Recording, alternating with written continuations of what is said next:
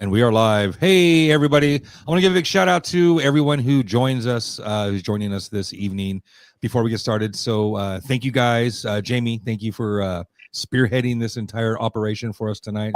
Greatly appreciate it. I know we have a great message coming to everyone. Want to get the message out. And to all of our guests out here that have joined us here tonight, thank you guys for, your time. We do appreciate that. So here we go.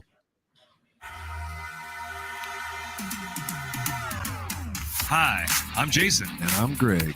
We are Gen X, and welcome to our podcast. We're the last generation to grow up. Welcome to our podcast, everybody. Thank you guys for tuning in and hanging out with us. I want to give a shout out to all of our listeners, all of our subscribers, everyone who tunes in and checks us out, consumes our content. We thank you guys for that. Shout out to our Monday crew, those faithfuls who tune in on Monday morning to catch our freshest, latest, newest, crispiest episode we have to offer. I want to give a shout out to Ingle. Love you, brother. Give a shout out to you. And Canada. Canada's still coming in strong. We are international on our audio only side. And Canada's been here since day one. We have a ton of listeners out there, and they are probably our most consistent international follower. So we're huge in Canada. You guys. Yeah, we see you, buddy. Hey, thanks, Canada. Thank you, guys. There. You guys clicked on the title and you guys, see the thumbnail. Tonight, we are going to talk about Jason Franscella. And we have his brother here, his older brother, probably one of the very few people authorized to even tell this story or lead this story for us. So I think everybody knows a lot about this story, but it's worth sharing. So that way we can hopefully get the message out about suicide prevention and awareness. All right. So I think what would be kind of cool to do is, when did you guys meet Jason? I mean, Jamie's known him since birth, but when did you guys meet? Did you guys meet him in first grade, fourth grade, third grade, kindergarten? I mean, what? I assume it was a grade, right? I think I was second or third. Make it work. Okay. So he lived around the corner from me. Okay. Yeah, I think I met the Francellas. We just moved to town in '83. And it was in baseball, actually. I think I was 10 years old when I met Jason. Yeah, me too. Baseball. That's how I knew him. Yeah, I didn't meet until high school. Yeah, same. Okay. So different ranges. So Jamie, what I think would be cool to do is take us back to like the beginning, man. Where was Jason born? What was he like as a little kid? How was he as a little brother? You know what I mean? Was it the classic, tag along annoying guy, or was he, the fun little brother? Were you the good big brother? Was it just the two of you? It was a lot of hate going on in that house for a while. I mean, we used to fight like cats and dogs, but Jason was born in 16th of August, 1973, and that would be Manteca, California. And I think I was born in the same hospital as him. Key things to remember that on Jason's birthday, that's Madonna's birthday. Huh, very cool. So 80s icon there. And actually, Elvis Presley died in 1977 on August 16th. So some facts out there about his birthday. Very cool. And I know we lived in, when we lived in Manteca, we lived, little house starting off, just mom and dad, parents. And I think the first real incident with Jason was I was chasing him through the house and he hit a wall and split his head open. There was blood everywhere. And I think I tried to make him kind of, don't tell mom about it, but how can you hide that? And pretty much we moved to Ripon. I think I was second, third grade. He was probably about 4, 5. Good to get back in that town. Right. Mom and dad were both raised in that town too. And yeah, got a house on Roberts. I mean, around the corner from just all three of these guys here. I mean, everybody was in that neighborhood. Right. Everybody drank from the water hose, asked to use the phone, knocked on the door, stayed out till the lights were out. Street lights came on, and a pile of bicycles out front. Piles. and we had a pool. So it was a big deal to come over and hang out at the pool. But you must have been rich. Oh yeah, right. Rich and popular. Yeah, we did. We had a lot of good times going on over there, and I know that Jason. I think there was an unusual amount of tension. I don't know. Ange, how are you with your brothers? Your brother? We used to fight. Yeah. I mean, you know, he was 3 years older than me, so I had to listen to what he had to say. So I became really fast because I ran from a lot. So. Right. Yeah, I think we used to, go at it. He would lock himself in the bathroom, then he kind of climbed out the back window. We had the long stretchy cord for the phone. He would take that in there. I would unplug it from him. I mean, it must have been horrible for my mom to get those calls in MJC that, you know, Jamie's going to kill me. You know, fighting over the last piece of pizza, that kind of stuff. But, you know, there always is that love with your siblings, no matter what, no matter how bad you fight, you still love them to death. And I know recently we just lost Tommy Guy, and we're big friends, you know, with the guys. And I had been shot in the head by Tommy Guy when I was, I think I was 10 or 11. And the BB was in my head. And me and Jason debated for like weeks because I thought I was going to die from lead poisoning from that BB in my head. And Jason would say, I don't want my brother dying. I want you to live. You need to go tell mom and dad. And we cried over it for days and days and days. And finally, I think it was Monday Night Football was on. And we went to the ER and they pulled that BB out of my head. And, you know, I think we kind of got a little mellower after that, but still. A BB to the head? That's all it took? Did you have to a BB to the head? Did you have to explain to your parents where the BB came from? Yeah. So you had to narc him out? Yeah. I was inches away from being blind in that eye. Right on. The early days sounded like they were fun. Early days in Manteca. You guys pick up, you move to Ripon, you start meeting folks. It sounds like he moved in really close to the, I want to call it the local famous Madsen crew, right? Madsen Drive. Yeah. On Roberts. Mm-hmm. Okay. You guys are the Manson crew, ain't you? I'm the Madsen, yeah. Right around the corner. Yep. For the guys. Mm-hmm. God. That whole neighborhood had everyone in it. Mm-hmm. Yeah, we were down the road on Lannis Court, a couple blocks down.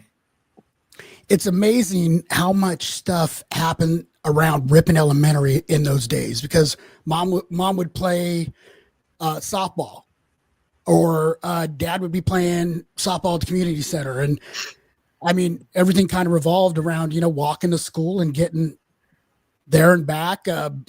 Spaghetti feeds, stuff like that. Great environment to grow up in. It was a good town. It was, I loved it. It was fun. You guys moved to Ripon. You start meeting folks. You guys that are joining us here tonight, what was, if you can remember, the first time or the first couple of times meeting Jason or hanging around him, what was that like? What was the connection? I mean, let us know. How'd that go? Well, who wants to go first? And you want to go first? I can go second. Don't matter. That's fine.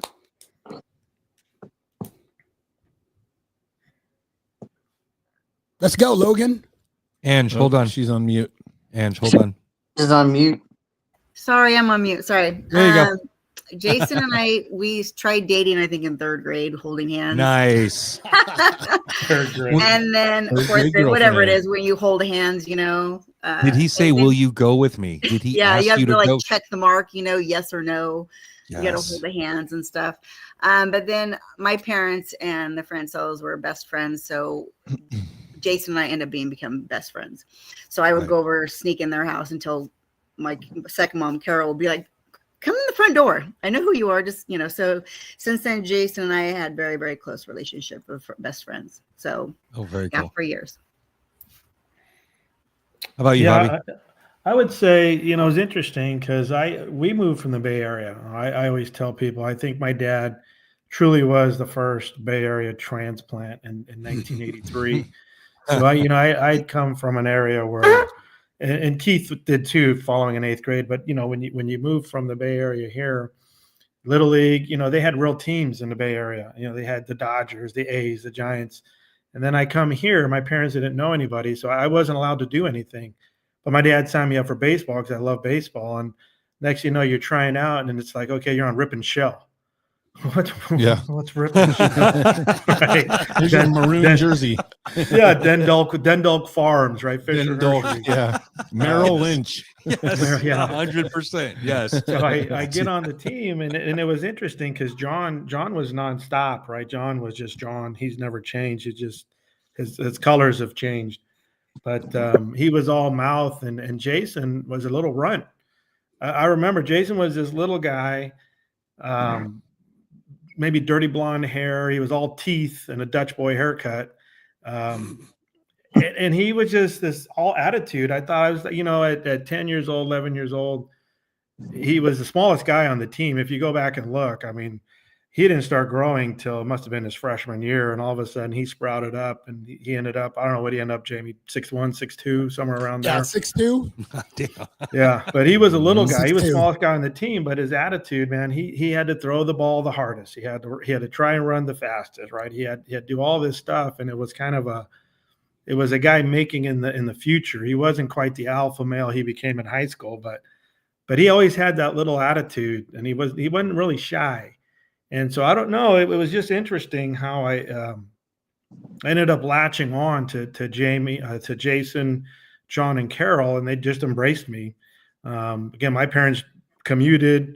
John was always giving me a ride to Manteca when we eventually got to Manteca, Rip, and Babe Ruth, and there wasn't really anything in town, and we were always traveling. So, yeah, for me it was baseball and sports, and I went to Rapona. Jason went to Rip and L. And back then, we really didn't connect. I don't know. It was like baseball and BMX bikes, right? It was Honda Hills, going down to the river and seeing who can jump and do all that stuff you weren't supposed to be doing back then. Right. Yeah, I'm explaining. Like, then I didn't come in and Rip until 87, but met Jason or JBC football season. It was just like Javi came in, little guy, skinnier but quarterback, and like, who's this guy? And all of a sudden himself, and you're like, damn, this kid, bro. So start hanging out, then going to the orchards, just having fun. Orchards? What do you mean? What do we do in orchards? That's so weird. And almonds, and You're not growing almonds at nighttime.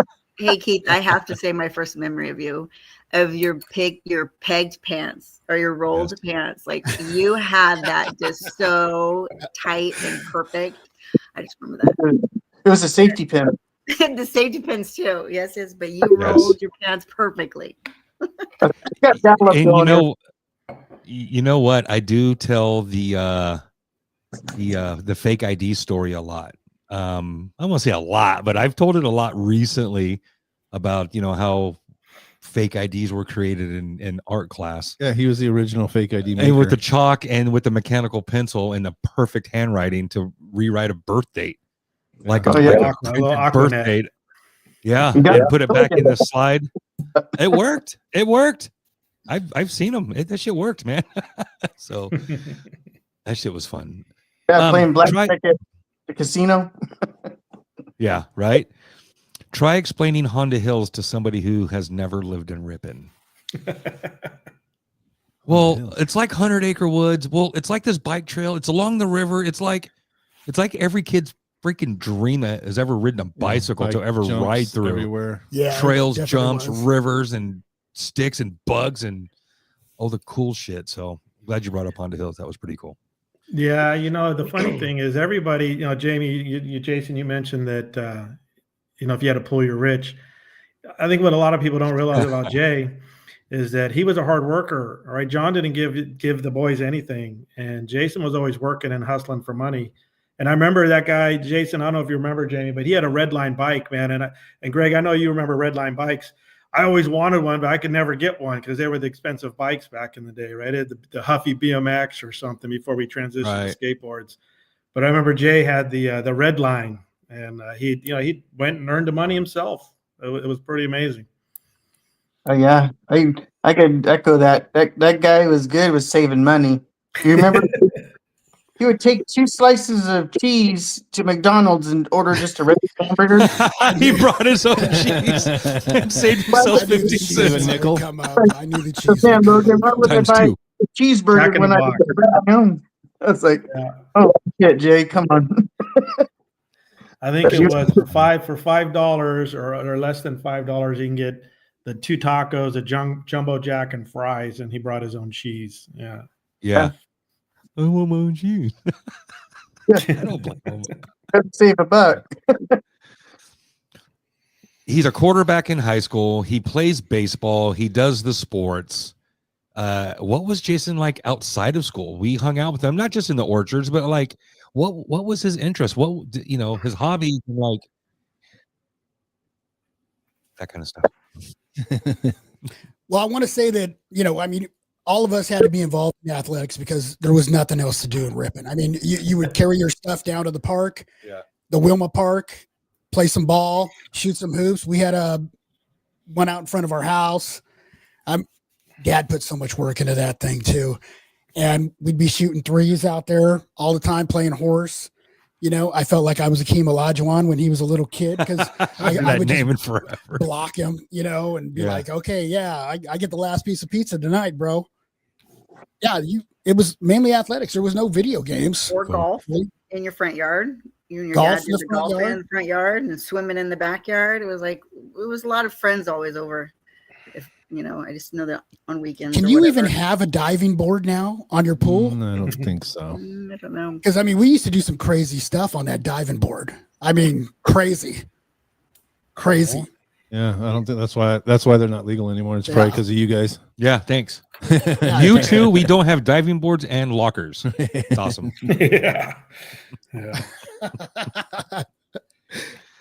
I don't know. I would say that that's a great picture you have on the podcast there. That big cheesy smile.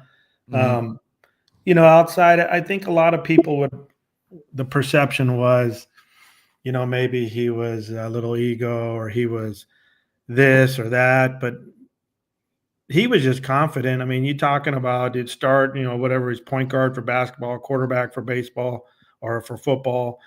Prior to high school, he was shortstop. And then when we got to high school, he was stud pitcher. And if you don't carry the confidence and you're doing that, then you're not going to be successful. All right. His athletic career, he was successful. But when you got to know him, man, he was just a goofy guy, always willing to be down for whatever, right? If you needed something, I mean, he was driving before he had the bug. Remember that bug he had? Oh, yeah. He needed the speakers but he wasn't shy about asking for gas money. I give you that. You always had to have gas money with Jay. But he outside of sports, I mean, he was just a goofy kid. I mean, just one of the guys. I can't explain it any different. Always cracking jokes. Always cracking jokes. He wasn't that high, intense, alpha dominant guy on any field or court. He was just a goofy kid, laughing. I mean, drinking beers with the rest of us, slapping his knee, slapping his leg, just having a good time, man. He never picked on anybody either, because No. I think we were just raised not to bully people, because I never bullied anybody, and I know Jason never really bullied anybody. I mean, he cared about other people, cared about their feelings. I agree. Yeah. I agree. Always had a smile. He did. He was funny. He like Javi said, outside of the sports and when you're just round tabling it with a bunch of friends, he's cracking funny ass jokes and making fun of you, and he's just having fun. He had a good soul. In the music, man, I can't. How many hours we spent just sitting there in the orchards or in the pool, just listening to music, right? Just the different music from rap and rock and Prince and everything else in between. I mean, that was good times. Who went to graduation with him? What was graduation like? I did not go to Jason's graduation because I left in 1987. So I had very little time home for 8 years. Well, So I there's graduated with him, so I was there. You graduated with I him. graduated with him. He was in my class. We went Yeah, to dances together. We went to like 3 or 4 dances together as friends. We went like I was always over their house or he was at mine. Like we were best friends. Like he was pretty funny. Like we've had some pretty laughs. Like back in the day, he would tell me, just funny shit. Like he would make me do stupid shit. He would always be challenging me to do something, And I mean, it's probably TMI, but one time he's like, "Step your bra and see what you look like with big boobs. Let's see what you look like with big boobs." I'm like, "Shut up!"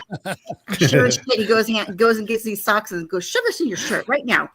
And then he comes running out, going, "Mom, look at her boobs." I was like, "Oh my god!"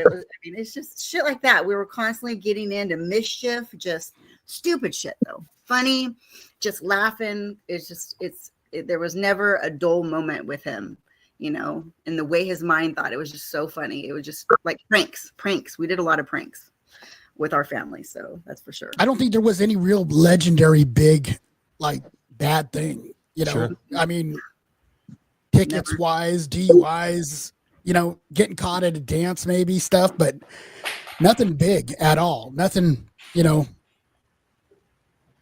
groundbreaking really. Right. Just normal high school stuff. What was like after high school for him? Oh, go ahead, Javi. Go. I was going to say that there is two sides to Jason, right? And maybe this is where it kind of paints the picture down the road. But he was one of the very few people that could turn it on and turn it off, right? So as he was getting out of his senior year, I don't know if you remember, Jamie or Logan, you remember, Fred Corral had come to Ripon, and Fred Corral was stud athlete, was, minor league pitcher. I mean, big time coach. Fred was kind of a blessing in disguise, but all of a sudden Jay got super intense about baseball and was going to go to Delta. And I remember that dummy, he ran from his house to where Fred was living over in East Union, and he ended up getting pneumonia that day, but he was hell bent on making sure that he could run from there to Fred's house and back. But as goofy as he could be, man, that guy just had some kind of switch in him where he could just hammer down focus and just dedicate himself when he really needed to. And it was amazing to see. And this was a kid, a senior in high school, right? This is maybe a big time programs now with the internet, social media, and parents are trying to pump their kids up at 10 years old, 12 years old, because there's a scout looking at you. Yeah, my ass. But back then we didn't have any of that, right? We didn't have social media to pump us up. And this guy was just doing it because that's who he was. Mm-hmm.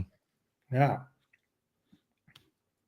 And I know one of the things that it's just a legendary picture is Jason in 8th grade, I think. Was he in 8th grade, Javi? And Candy's in the background. Oh, yeah, that was like, he's got his Bruce Jenner moment. Yeah. With the corny haircut. With the corny haircut, he looks like Bruce Jenner crossing this. Manteca had this field day or something. Yeah, I think it was like 6th grade, 7th. Yeah, and there's Candy. Really? Yeah. Where was she? Was in Manteca, right? Yeah. It was a track meet in Manteca. Yeah, it was like a junior athlete thing, and she was there in the background just randomly. Man, it's pretty funny to see it. Yeah, that's way cool. Carol, had that clip. It was a newspaper clipping. Remember back in the day, everybody did newspaper clipping. Yeah, we did newspaper. It's not a thing today. Raise your hand if you were ever in the newspaper. I was going to do the Ripon record. The Ripon record. What are you talking about? Yeah. Go look at the box scores in the Ripon record. How did we do? How were our relationships with Jason after high school? A lot of times, we kind of go our own ways, and hanging out gets fewer and far between. But life after high school, how did that look? Well, I want to say that after when I was in the military, I would send him these killer mixtapes because everybody on the floor would have all the CDs. I would send him these killer mixtapes, and I mean they were still at the house. Last time I went through them, and I mean I really don't have anything I could play them on now, but we got one. I have a boombox right here. Yeah, brother. we should have brought one. I would send him these mixtapes, and I know once he got out of high school, I would get some updates on Delta, and then eventually, New Mexico, when he went to New Mexico, and I maybe run into him, like I said, once a year, probably till 95. That's when I got out. And then I got to hang out with him, and then Candy came along. Candy was with him in New Mexico State. And I think that was the year that Brian Urlacher was going to school there too, wasn't it, Hav, or something like that? They had a good team football back then. But he had torn he had to have Tommy John surgery, didn't he? Yeah. It wasn't quite Tommy John, but he had the zipper on his elbow. Yeah. But he never gave up. I mean, he went through it. He came back. I don't think he ever threw a pitch in a regular game. Did he? Just like preseason practice, stuff like that. But they honored his. No, the first year he got there, yeah, and then after the surgery, I think he was told if he ever wanted to throw a ball with his children, he better stop trying to throw 90 plus miles an hour. So he stopped. Yeah. Yeah, but he ended up. Did he get his business out of that, or business associates, or something out of that? He got his bachelor's. Yeah, he graduated from New Mexico. And this is Jason? Yeah, he stuck it out. He stuck it out. I mean, he did not quit. Okay. Yeah. Yep. Damn. All right. I mean, it was big time back in the day. I was at Delta. I graduated in 91, and I had gone to Delta and was still trying to play baseball.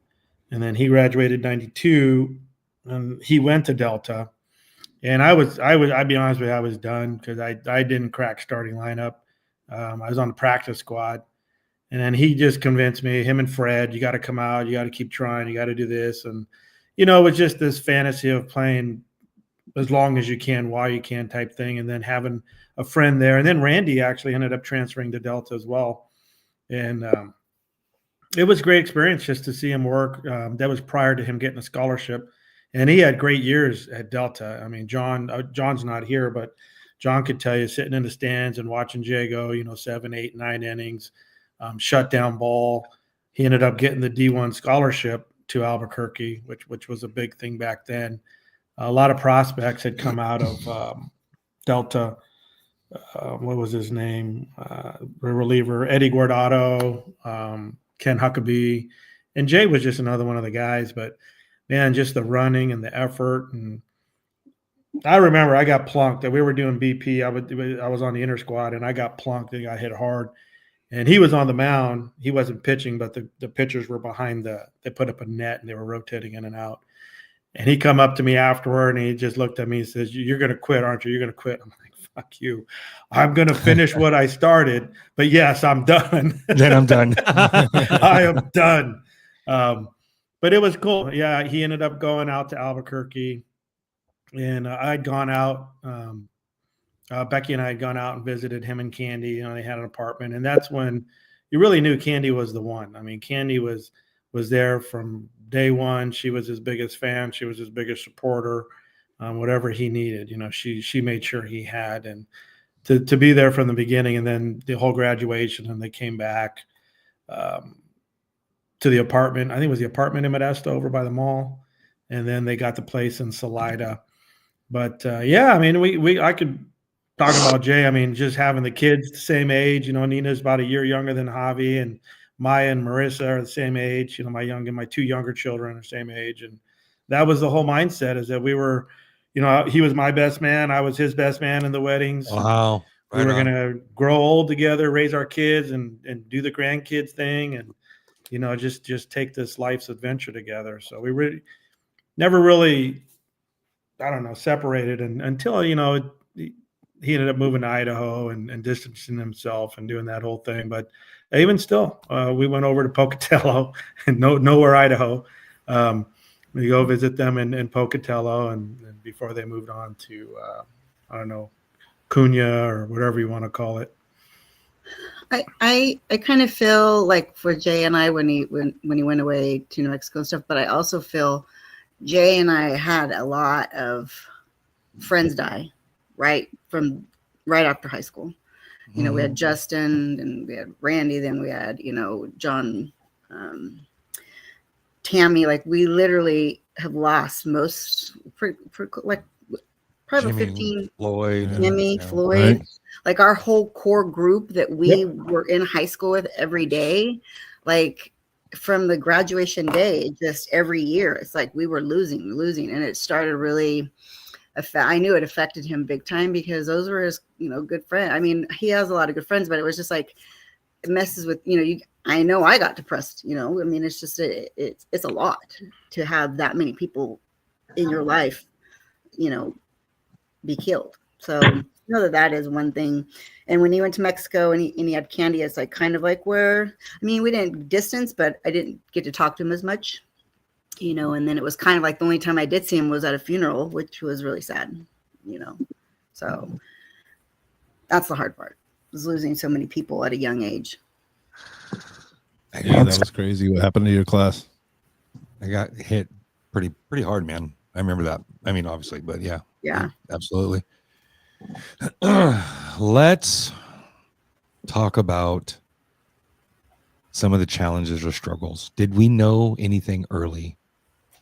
Looking back, did we know anything early? Did we know ahead of time? Was there more than one attempt? How did this all unfold? I always kind of let Jay be Jay because I always figured when he left and he moved, he was really out of contact with us, and we'd see him every once in a while. We'd see the kids and Candy, they'd come back, but we never had like heart to heart. I'd call him, leave a message. Maybe I'd talk to him a little bit here and there, but I figured that's just the way Jay is. Jay just wants to kind of keep off to himself. He loved fishing. So fishing's kind of it's an individual sport, just like golf, he wanted to be off by himself. I mean, I never had really any in-depth conversations about, what was going on in his head. Sure. As you grow older, you have more stuff going on. You've got jobs, you've got bills, you've got kids doing stuff, I mean, I don't know. Did you guys see what was going on in that time frame or? We stayed in contact, or we would call, we would talk, and it was always interesting. And this is where, living through what a bit of I've lived through with some depression, with Becky and the passing, and then just having relatives with Alzheimer's and dementia.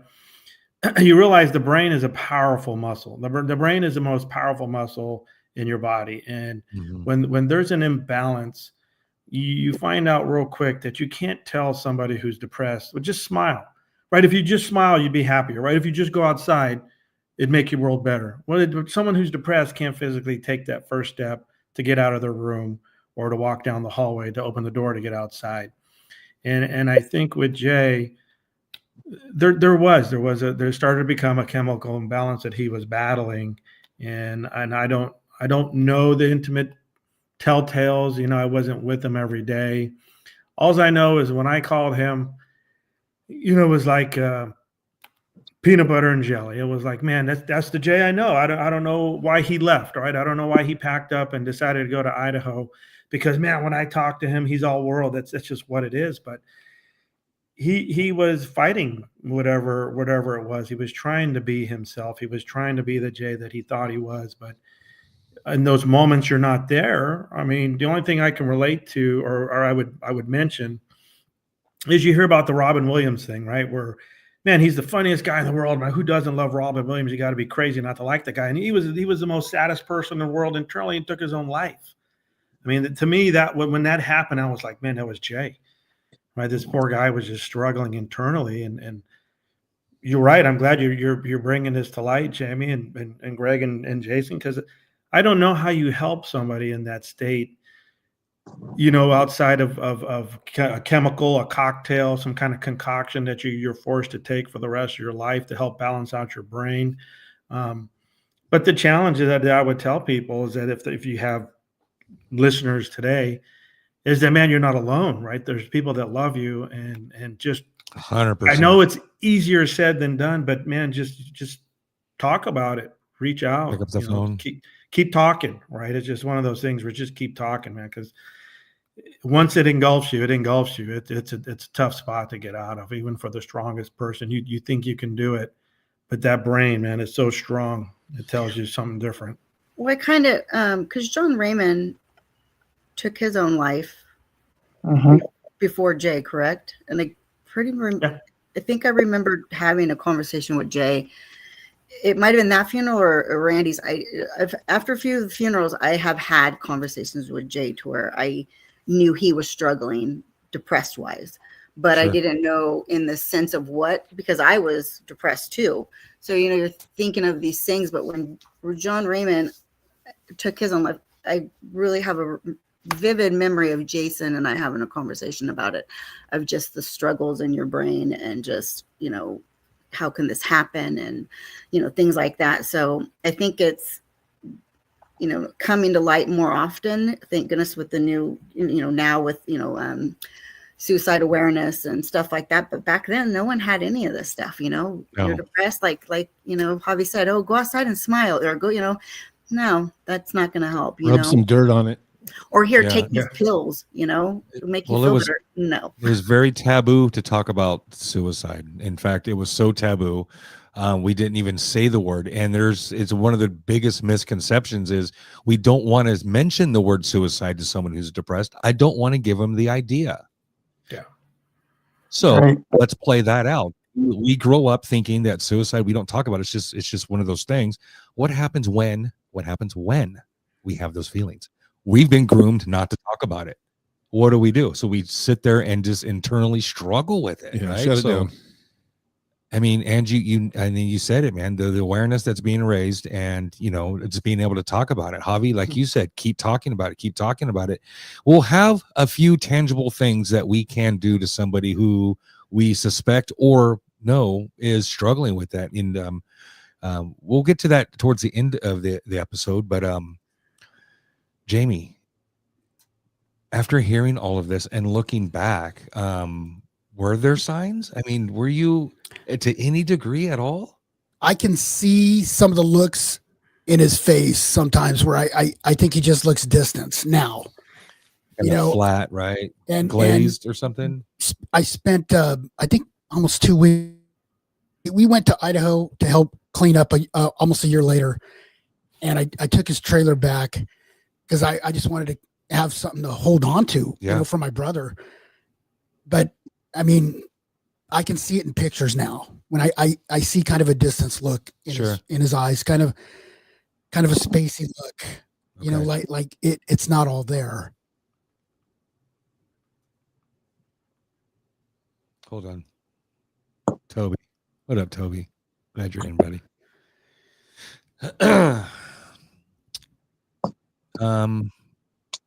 Jamie, how did you find out your brother had passed? Well, I was big into paintball back in the 2000s. I was a little younger and I had a better knee, but I was playing paintball at the time, and I think I had like an old Nokia or something, not an iPhone or anything, but no one ever leaves me messages. They're hard to text on anyways. Right. And I was out playing, came back for lunch, and my phone's just blown up with 25, 30 messages on. And so reception's kind of chatty out there anyways. So I have a friend with me. I have to drop him off in Turlock anyways. And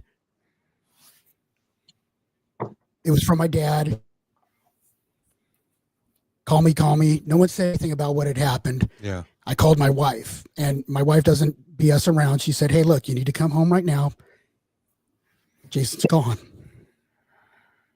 And so I packed up, and got home as fast as I can. She said, "Come home, take a shower, then we'll go over to your parents' house. Because I don't even want you driving. I want you to come, drop off your friend, get you home." And then we went over. That's how I found out.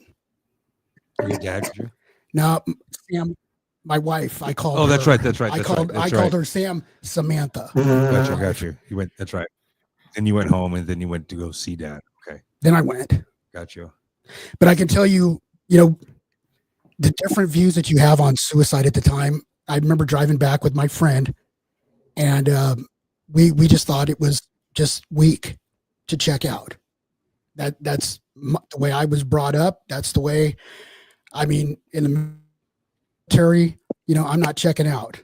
I'm going till the last bullet, till my fingernails are gone. I'm not going to give up. And at the time, I kind of viewed it like Jay had just given up. I had no idea about the internal struggles he was having. Okay. What about you, Hav? Did you find out?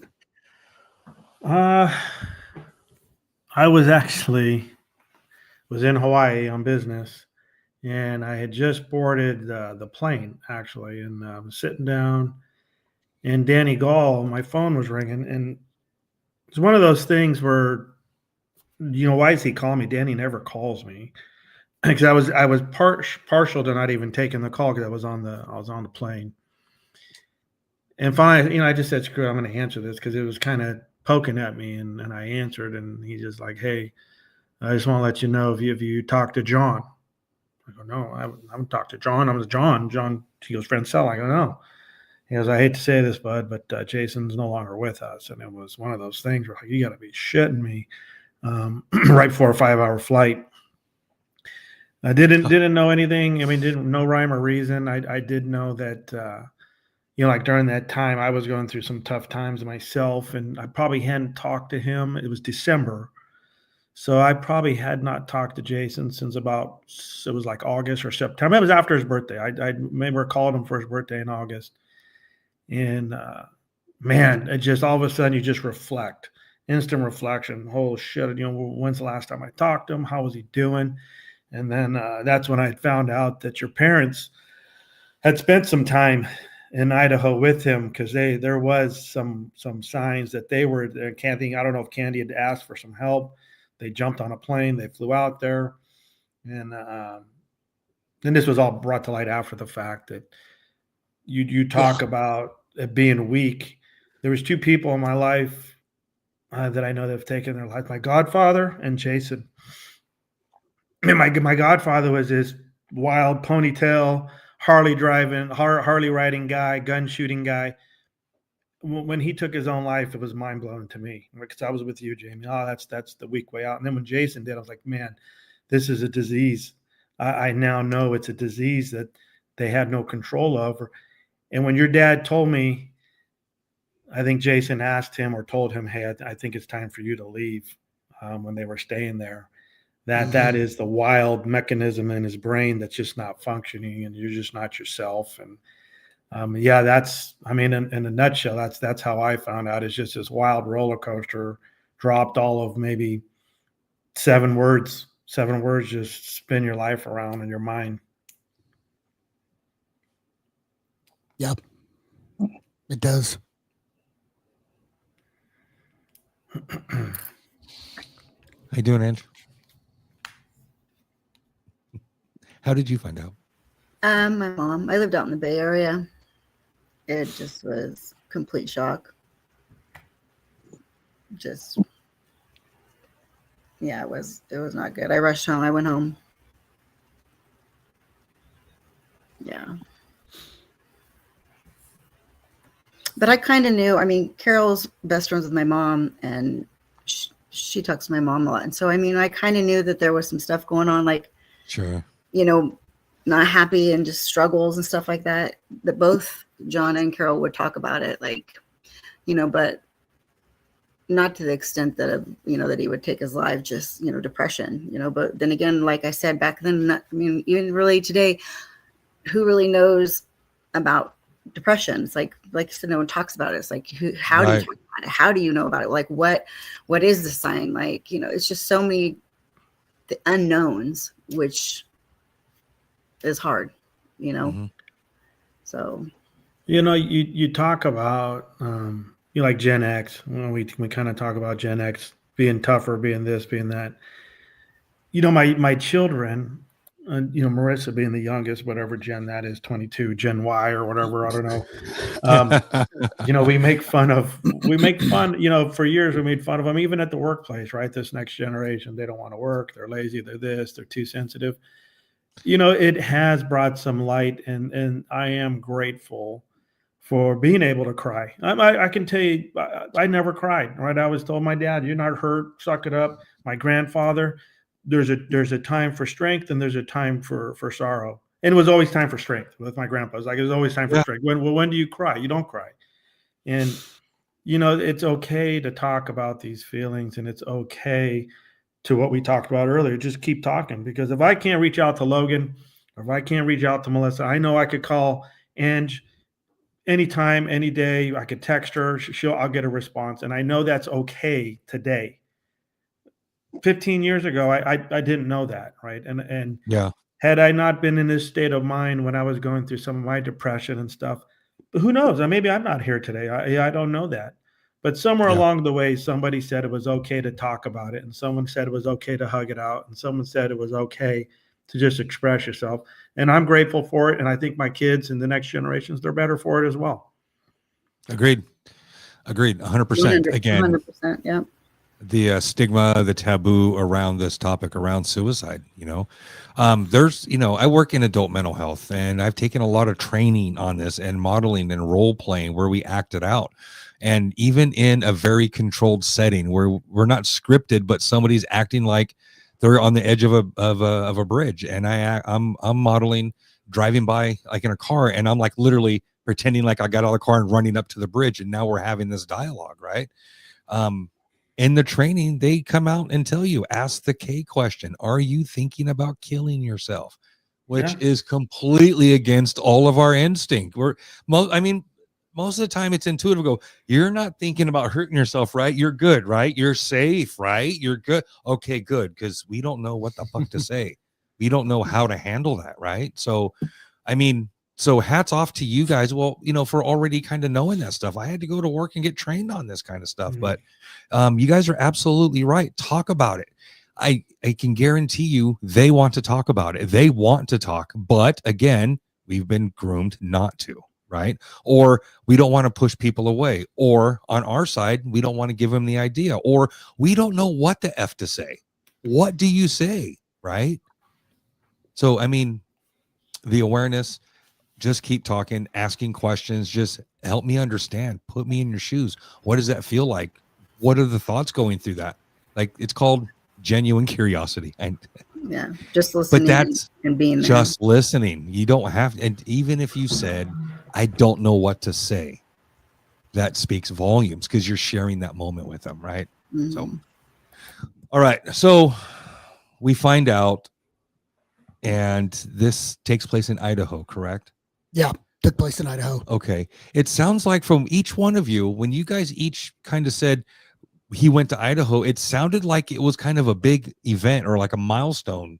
It was like he left. Was he chasing employment? Was it he was with the family, right? They all went? Yeah. Was it like unexplainable kind of? I think he wanted to do his own thing. Yeah. I mean, who wouldn't want to stay in Ripon and raise your kids in go to the same school? Sure. It just wasn't for him.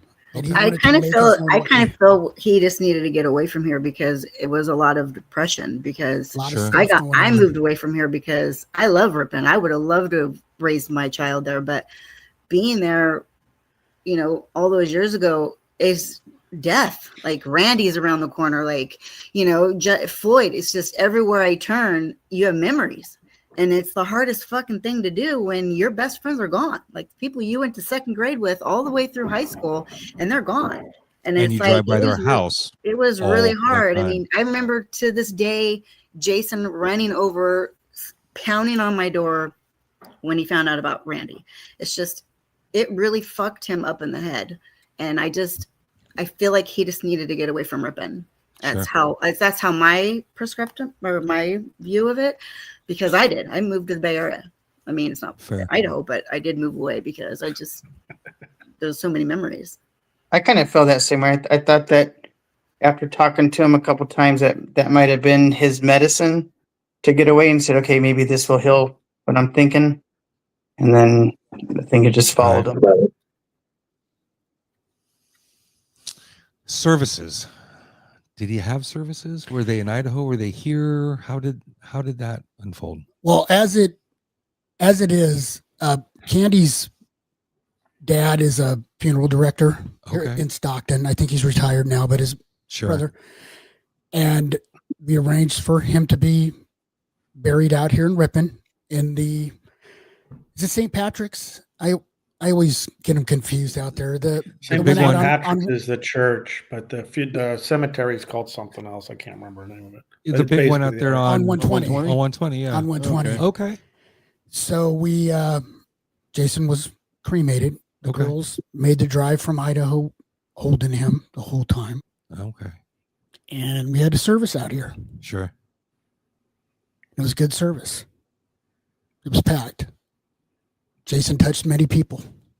Yes, he did. A lot of people.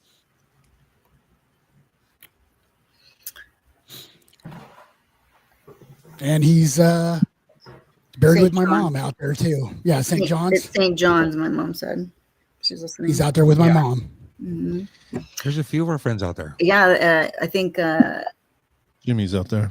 Randy's out there. Jimmy's out there. No, Randy's over in Randy's at the Ripon Randy's at the Cemetery. one right by town, yeah. Floyd's at the Ripon Cemetery. Yeah. But there's I another think one the- besides Jimmy. There's another one besides Jimmy. I can't think. I don't know if it's John. No, he's not there either. I can't remember. But yeah, I think there's two of them. Debbie hardest- Williams out there. Oh yeah, The yeah. hardest part for me with the services was when I stayed with my mom and dad do this. My oldest daughter Tessa was staying at the house with them, and there's that perpetual knock on the door, and it starts all over again, and you're asking yourself why. Yeah. Why did this happen? Why? Now I have to go through it. Dan Stanley's here. Now I have to go through the whole story again with Dan. I have to go through the whole story with Jim and Kathy. I have to go through the whole story with just the numerous amounts of people. Every time that bell would ring, my heart would drop, and I would go for walks. I would just start walking. I don't want to hear the doorbell anymore. And it was just, yeah. I mean, now that we're all getting older, people are losing their parents, their uncles, their aunts. Mm-hmm. It's getting to that point now too, where, there's a lot of funerals that we're going to. It sucks. I think Jay's funeral for me, the services, the eye opener was that's when I knew that it was a disease. That's when I knew when you're sitting there, and I couldn't get for the life of me, I could not get myself to go speak, and I will forever regret that. But Right. I could not take that step to get up there. It was just so impactful. But to see Candy and the girls there in the front row, knowing that they are without their husband and their father for the rest of their lives, that's when you sit and realize it wasn't his choice.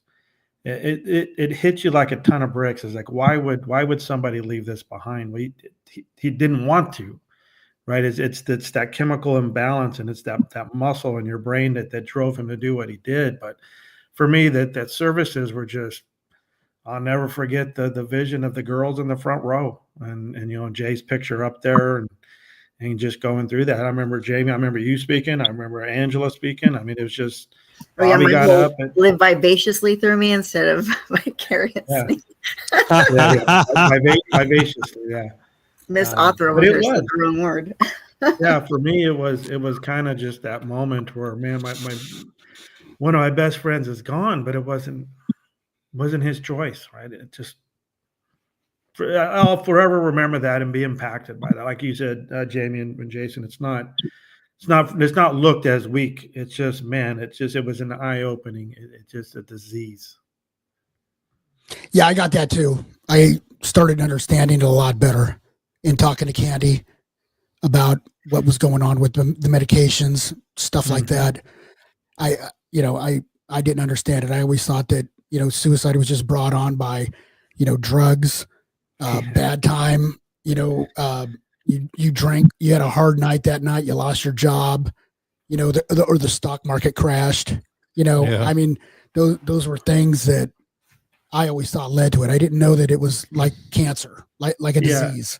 This It is the can't be stupid treated. thing, right? The stupid thing is You're a champion if you go and you get chemo. You're supposed to get chemo if you have cancer. You get radiation treatment. That's what you're supposed to do. You're a survivor. Your knee hurts. You're going to go take some Motrin or ibuprofen. But for some dumb reason, when it comes to being bipolar or it comes to mental health, you're weak if you have to. If you're schizophrenic, oh, you're weak. You can't control your shit. It's just the most ignorant thing ever. And I will never look at it like that ever again. You know, it's no different than popping an aspirin every day. It's not weak because you have to take a cocktail to balance your brain out. You need the help. You need that support. It has to be done. 100%. Because if not, the results are we kill ourselves. Yeah.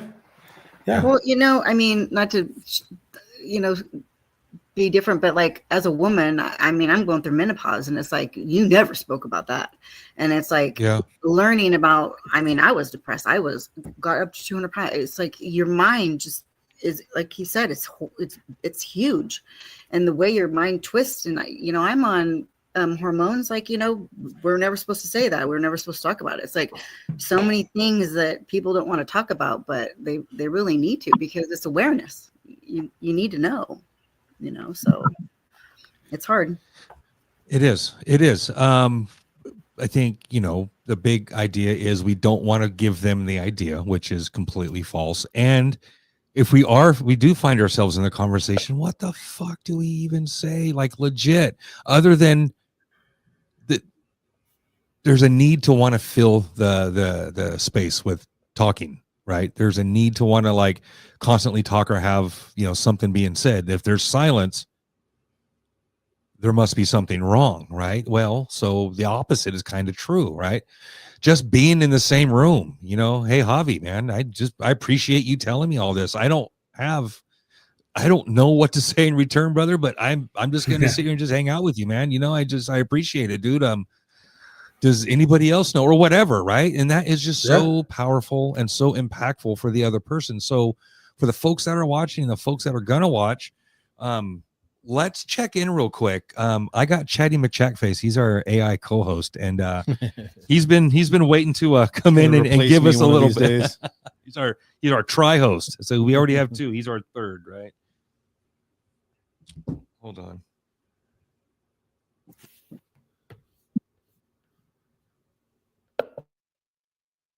Hey, Chatty, how you doing, man? Introduce yourself real quick. Hey, dude, I'm Chatty McChatface, your laid-back, confident, and totally awesome AI co-host. Here to hang with you, talk all things Gen X, and show you how AI is the luxury tool you didn't know you needed. Let's do this, Broham. All right, we are smack dab in the middle of a podcast, and we are talking about raising awareness for suicide. If my friend has mentioned something, or I have an idea, or maybe I flat out know he wants to hurt himself, what are some things I can do to support that person? First off, I'm so glad you're willing to be there for your friend. Here's what you can do. Listen to them without judgment and let them know you care. Ask them directly if they're thinking about suicide and if they have a plan. Stay with them or make sure they're not alone if the risk is high, and help remove any means they might have. Encourage them to reach out to a professional or crisis line and offer to help them connect. Keep checking in with them over time too. Your support can mean the world, and there are professionals who can guide both of you. Kind of just validated everything we just said. There's a couple extras in there. If you do ask somebody, hey man, are you thinking about killing yourself? And they say yes, holy shit, you're in the middle of something now. Then you ask them, how would you do it? Like, legit, honestly, this is how you do it. How would you do it? And if they say something like, I'm gonna go jump off a 50-story building, that'll show them, or whatever, right? I'm gonna go, and you're in Ripon. It doesn't mean they're not serious. That means you might have a little bit of time to get some help or to work with this person. If they say, I'm gonna go to my top drawer and pull out my pistol, you're in the red zone, and you want to like go, hey, okay, I hear you. Can we go out front? Can we, whatever you need to say to distance yourself from the harm? I have a bottle of pills. I have a knife. I have a bridge. I have a car and a garage. Whatever the means are, they're serious, and let's kind of take ourselves away from that, right? God forbid we ever find ourselves in that situation, right? Through work, I have been in that situation. I've had these conversations. Even when we're practicing, they're intense. We end up hugging and laughing like, oh my God, I'm so glad you're safe. In the training, we hug and like laugh so we don't like cry or whatever, right? But I wanted to throw that out there, that if you ever find yourself in that, stay with them and admit if you don't know what to say, call somebody else, bring in a third person, right? Some folks have their mindset, some folks are just whatever, but like you guys said, it's a disease, and the disease is a good way to think about it because it is manageable, kind of like diabetes. We may have it forever, we may struggle forever, but there are things we can do to manage it. There are things we can do to stay safe, right? I may have to change my lifestyle, just like with diabetes. I may have to take a medication, just like diabetes, but I can manage the symptoms. The symptoms of suicide or death, or severely hurting myself, right? Injuring myself, right? So the awareness is absolutely important, bringing it up. Then what do we do with it when it's on our lap? Those are the things we do with it on our lap. And there's a phone number we can call, 988, I believe it is, 988, a national suicide hotline. I think it can be an anything hotline. Yeah, you can chat. Dude, it's 50 million people a year calling that number. So it's doing its job. Some people, they don't think to reach out to a friend, but just having that hotline out there is apparently helping a lot of folks. So every now and then a meme will float around and I will share it. It says, suicide awareness or whatever awareness, I'm a safe friend or whatever. I'll share that. Nobody ever hits me up. You know what I mean? But you know what I have done? I've hit up other people like in the DMs, like Instant Messenger or whatever, and just said, hey, I read your shit, man. Are you good? Are we good? I'm a good listener. I'm always here to listen. Right. Just leave it. Some people say that's cool and nothing's going on, blah, blah, blah, but I'll put it out there. I don't give a shit. I'll listen to you. You know what I mean? So anyways, Jamie, what else do we need to know about Jason? I just think that, I wish I would have known that he was hurting that bad inside. I wish I would have known. I mean, I pledged myself to this. I mean, I do the 501st thing. Jason's what drove me to that. I have a tattoo on my arm. When people ask me, what is that tattoo? And I tell them, let me tell you about my brother and what a beautiful person that he was and that he left us way too soon. You just can't stress it enough. You need to reach out to somebody. You need to talk to somebody. I mean, this goes through even through veterans causes. I mean, the 22 a day, it could be more, it could be less on any given day. They're doing a lot of research into, how to help with that chemical balance in the brain, low testosterone, even experimenting with some psychedelics and stuff like that. Anything, you should be able to reach out. If you want to call me. You can talk to me. I've gotten calls on the 4th of July, saying, hey, I'm in Florida. I cannot handle it. What do I do? I've gone to the VA. I'm not getting any help. I'm just like, put in some earplugs. Talk to me. Let me help you. And we lost, that was one of my Army friends. We lost her 2 years ago. I mean, you just have to reach out. I just wish I would have known. I got an education in what Jason was going through when I went back, and nobody wanted to touch his stuff. The girls didn't want to touch it. Candy didn't want to touch it. And I said, well, let me go through it. And they said, hey, you can take one of his jackets and stuff. Well, he's 6'2" and skinny. I'm 5'10" and thick. Nothing's going to fit me, and I found stuff. I found the mixtapes, the stuff. Nice. And I think that we sat out there for, like a whole day, and I could do nothing but cry. I just couldn't imagine it. I mean, it was the same house that he had, committed suicide in. The dog, Niner, was there. Niner was with him, when it happened. I mean, the spot that it happened, it's just all there. And, I just got this really good education on it. I understood it a lot more. And, I tell people, I've talked to Dad about this too, Hav, is maybe it's a trip that we should all do.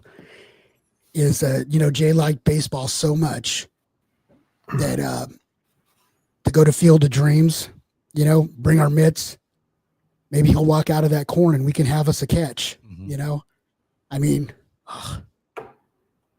What I wouldn't do If I had one conversation I'd like to have in the world with anybody, I would just like to have that conversation with my brother. Yeah. Just to talk to him again.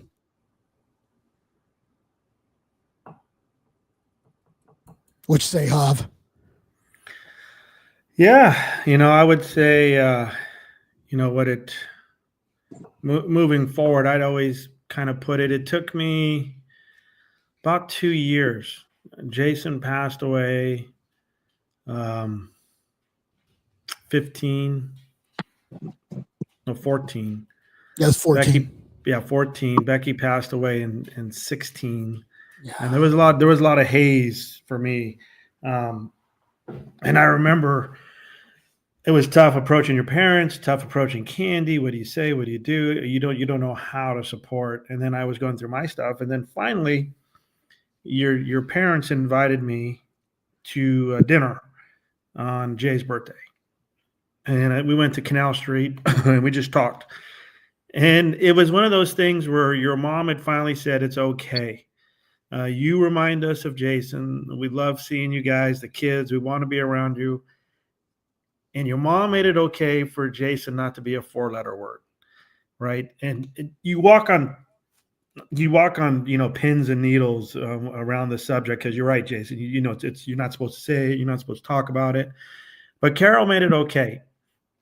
Jason's name will never be a 4-letter word. It'll never be off limits. And it got to the point where, maybe I think it was Nina's high school graduation, where I told the girls, and of course ran it by Candy. It's like, hey, if the kids ever want to know, if you guys ever want to hear crazy high school stories, sports stories, whatever, I'm here and I'm ready, right? Whenever you want to know about your dad. And the girls, I brought a tear to my eye when sitting there in the house in Idaho, and Nina looked over and just asked about Dad.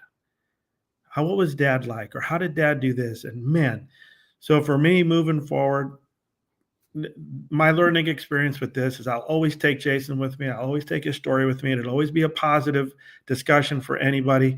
And it'll never be not okay to talk about. That's my takeaway, Jamie. I'll always be able to talk about it. And we get there with your dad, and your dad, we can still openly talk about it and laugh and have memories and, tell the same stories over and over again, but that's okay because he's smiling when he tells them. Yes, he is. Yeah. Pride and joy right there. That's pretty cool.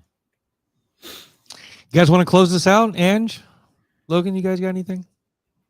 No, I just miss him. And, like everyone says, he had a loving family. Obviously, hey, loving brother, great wife, awesome kids. He was a great guy. He did everything right. And like Hav hit a point, something you just can't control. And by all means, that he was like when Jamie hit, and I know I had the same feeling too when we were young.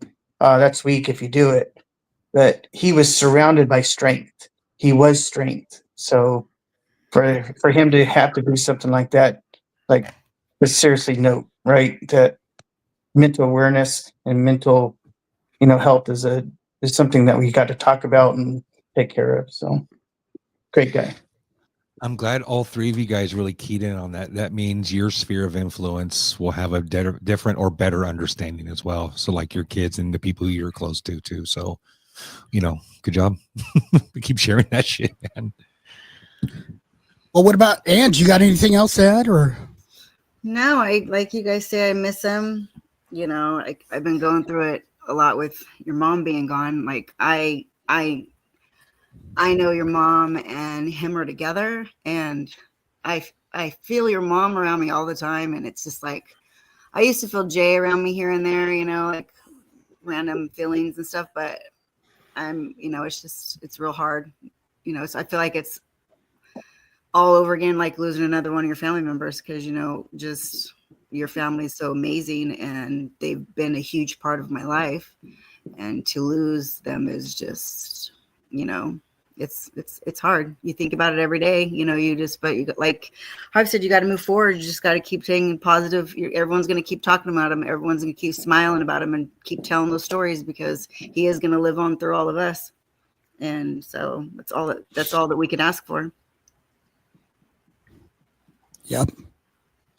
I wanted to, in the first days when Jason passed away, I wasn't really sleeping much, and I didn't know what to do. I couldn't think straight, and I've never been big on like dreams or visions of something, and I had this dream about Jason, and we were at Ripon Elementary, and you know how the buildings are facing, the field, where all the basketball courts are. Yeah. And in between those buildings, there were these rivers that were going off towards the field.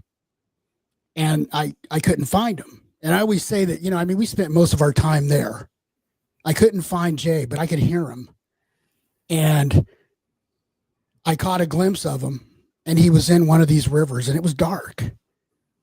And I said, "Hey, Jay, I'm coming to get you. I'm coming to get you, Jay."